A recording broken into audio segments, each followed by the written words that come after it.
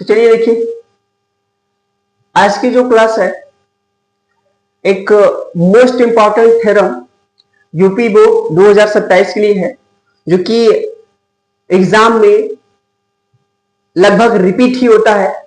एक एक साल के डिफरेंस पे या लगातार कंटिन्यू क्या होता है, रिपीट होता रहता है।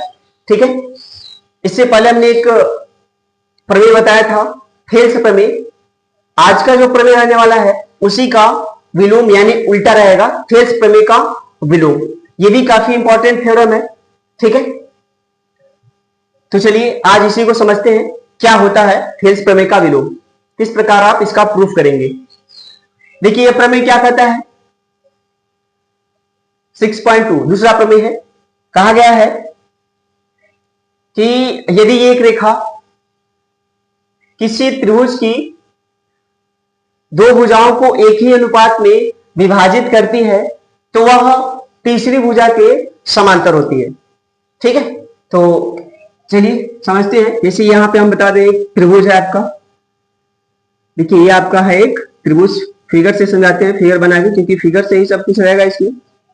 इसका नाम आप दे देंगे कि ए बी व सी है। बोला गया है कि एक त्रिभुज है ए बी सी, जिसमें एक रेखा जो है इस त्रिभुज की किन्हीं दो भुजाओं को एक ही अनुपात में अगर बांटता है तो जो बांट रहा है भुजा वह तीसरी भुजा क्या होता है, समांतर होता है। ठीक है, तो देखिए हम ये एक समांतर रेखा खींच रहे हैं जो कि इन दो भुजाओं को एक ही अनुपात में बांटा, यानी ऐसा हम एक समांतर लाइन ऐसे खींच रहे हैं। इसका नाम हम दे देंगे कि डी, और ये क्या है ई, यानी यहां पे डीई आपका समांतर है किसके, बीसी की। यही हम लोगों को क्या करना है, सिद्ध करना है। ठीक है, तो चलिए स्टार्ट करते हैं इसको हल करना।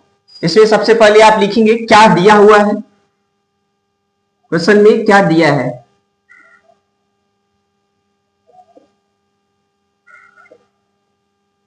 दिया है कि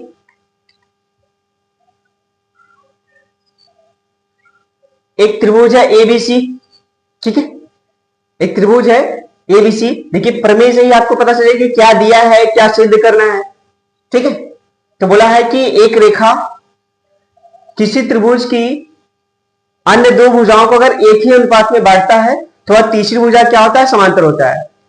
यानी इसमें दिया है कि त्रिभुज एबीसी में जो डीई है वह अन्य दो भुजाओं यानी ए बी और एसी को क्या कर रहा है, एक ही अनुपात में बांटता है, यानी इसमें समानुपाती दिया गया है। ठीक है, तो यहां पे लिखेंगे कि त्रिभुज ए बी सी में डीई जो है,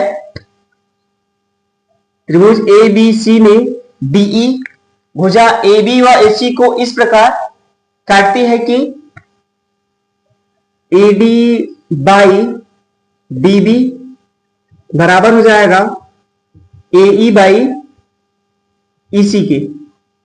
ये हम लोगों को दिया गया, नहीं आप सीधा डायरेक्ट भी लिखना चाहते तो लिख सकते हैं कि त्रिभुज एबीसी में एडी बाई डीबी बराबर एई बाई ईसी।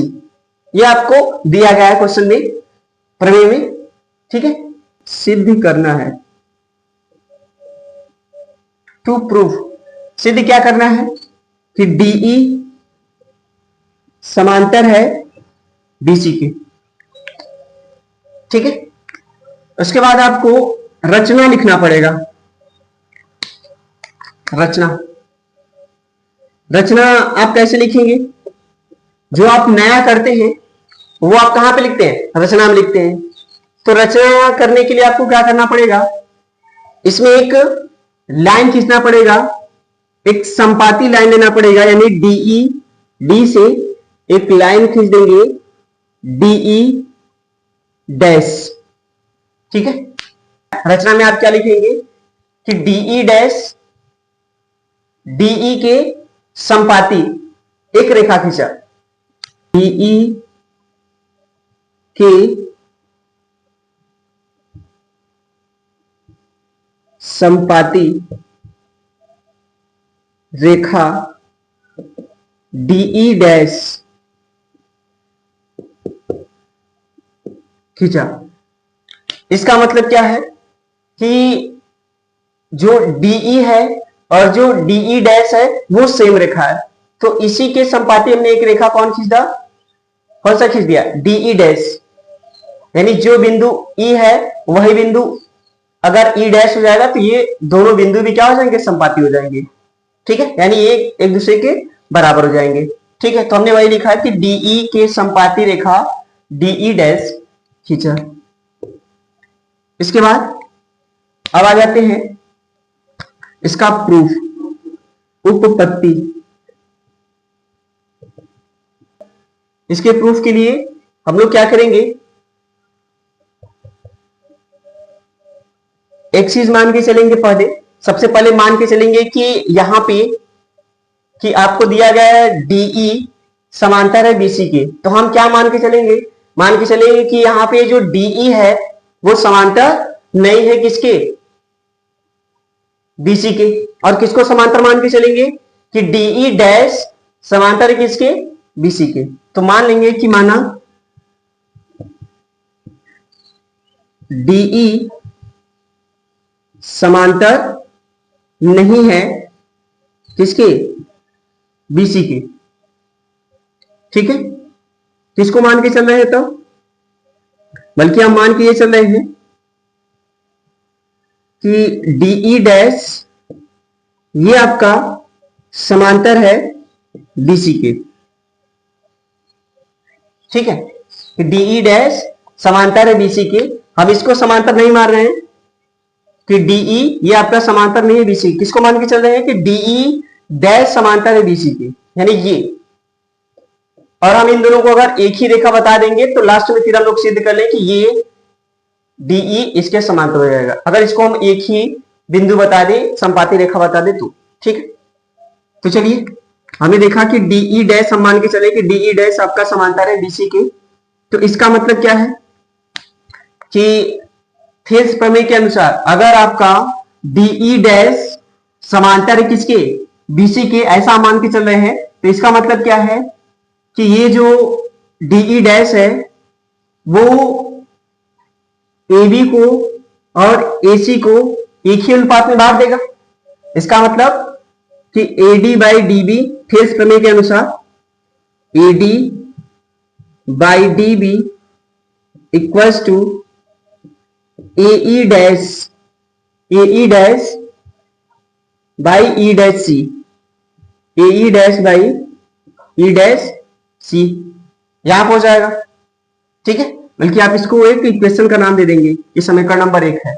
इसी प्रकार आपको देखिए एक और चीज दिया गया है कि AD बाई DB वो बराबर है AE बाई EC के। AD बाई DB बराबर AE बाई EC के। इसको भी आप एक अगले क्वेश्चन का नाम दे देंगे कि समीकरण नंबर क्या है, 2 है।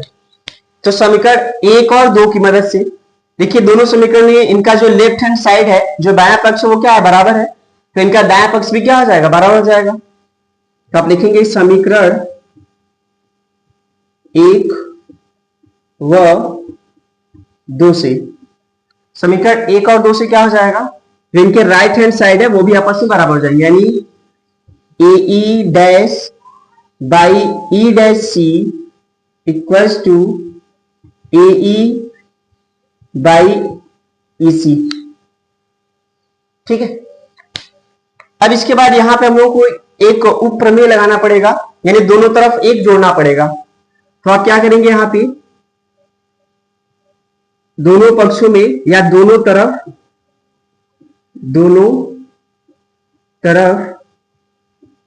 एक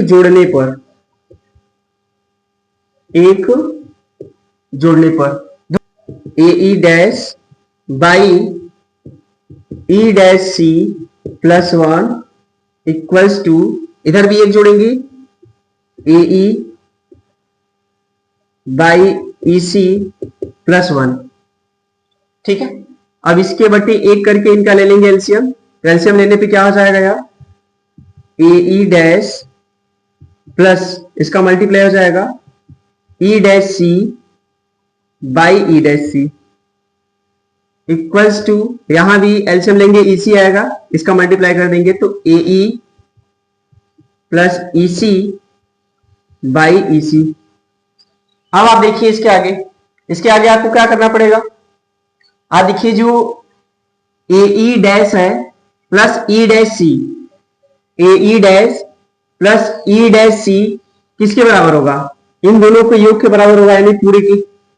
ठीक है, जो ए डैश है प्लस ई डैश सी है वो किसके बराबर होगा, एसी के बराबर होगा। तो आप इसकी जगह लिख सकते हो एसी, तो AC by E dash C equals to, यहां पे भी देखिए ए ई प्लस ईसी, ये भी किसके बराबर है, ये भी आपका एसी के ही बराबर है, तो एसी बाई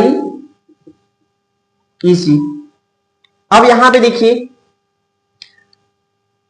दोनों लेफ्ट हैंड साइड और राइट हैंड साइड का जो अंश है वो क्या है, बराबर है, तो इनके हर भी क्या होंगे, बराबर होंगे, लेकिन दिख तो नहीं रहे हैं।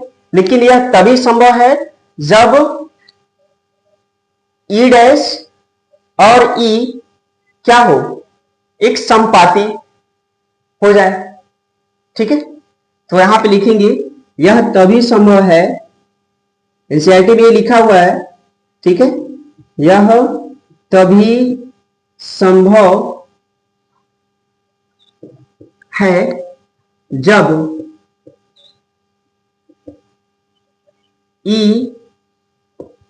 ई डैश व ई समपाती हो, समपाती हो। ठीक है, अगर ई डैश व ई अगर आपका समपाती है तो इसका मतलब क्या है कि डीई डैश और डीई क्या हो जाएंगी, अच्छा ई डैश और ई अगर समपाती है इसका मतलब है कि ई डैश और ई दोनों सेम पॉइंट है, सेम बिंदु है। अगर ई डैश और ई अगर सेम पॉइंट है इसका मतलब है कि ये दोनों रेखाएं भी क्या होंगी, एक ही रेखा होंगे, यानी दोनों एक दूसरे के ऊपर होंगी। तो आप लिख सकते हैं कि डीई डैश व डीई समपाती रेखाएं हैं, समपाती रेखा हो। ठीक है, जब ई डैश व ई डैश अगर समपाती है तो डीई व डीई डैश व डीई भी क्या होंगे, समपाती रेखा हो, तभी ये आपस में बराबर हो सकते हैं। यानी सेम रेखा अगर हो गई तो आप कह सकते हैं कि जो हमने मान के चला था कि ये समांतर किसके, बीसी की। ठीक है, अगर ये हमने मान के चला था कि डीई डैश ये समांतर है बीसी के, तो अगर हम इसको और इसको एक ही रेखा सिद्ध कर दिए, यानी बता दिए कि संपाती मतलब इसमें और इसमें ये दोनों सेम रेखा है, इसका मतलब है कि अब आप सीधा कह सकते हैं कि ये जो लाइन है डीई वो आपका क्या है, समांतर है बीसी के। तो आप कह सकते हैं यहां पे कि अतः